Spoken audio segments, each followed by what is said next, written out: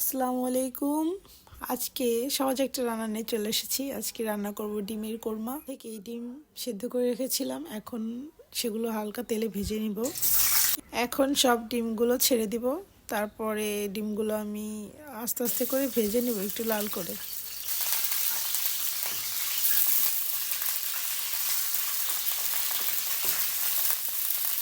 ডিমগুলো লাল করে ভেজে নিয়েছি।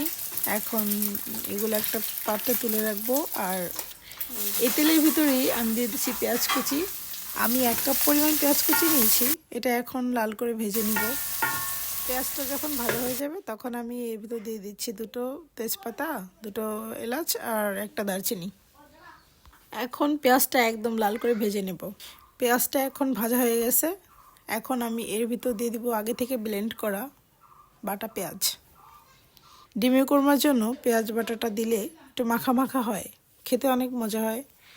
তো আমি আরও কয়েক মিনিট ভেজে নিব। ভাজা শেষ হয়ে গেলে আমি এর ভিতর দিয়ে দেবো একটু আদা বাটা, সামান্য পরিমাণে রসুন বাটা আর জিরা বাটা। দিয়ে দিচ্ছি স্বাদ মতো লবণ। আপনারা আপনাদের স্বাদ মতো লবণ দিয়ে নেবেন। এরপর মশলাগুলো একটু কষিয়ে নিব ভালোভাবে। মশলাটা ভালোভাবে কষিয়ে দিয়ে দিচ্ছি এর ভিতরে লিকুইড দুধ 2 কাপ পরিমাণ।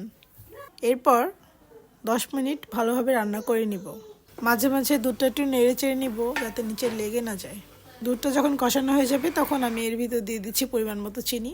আপনারা যারা বেশি চিনি খান বা বেশি মিষ্টি পছন্দ করেন তারা একটু পরিমাণ মতো দিয়ে নেবেন। আমি 4 চা চামচ চিনি দিয়েছি। এ পর্যায়ে আমি দিয়ে দিব আগে থেকে ভেজে রাখা ডিমগুলো দিয়ে দেওয়ার পরে 10 মিনিটের মতো রান্না করে নেব ভালোভাবে। আমাদের ডিমের কোরমা রান্না হয়ে গেছে। আপনারা অবশ্যই এভাবে ট্রাই করবেন। এভাবে রান্না করলে অনেক মজা হয়।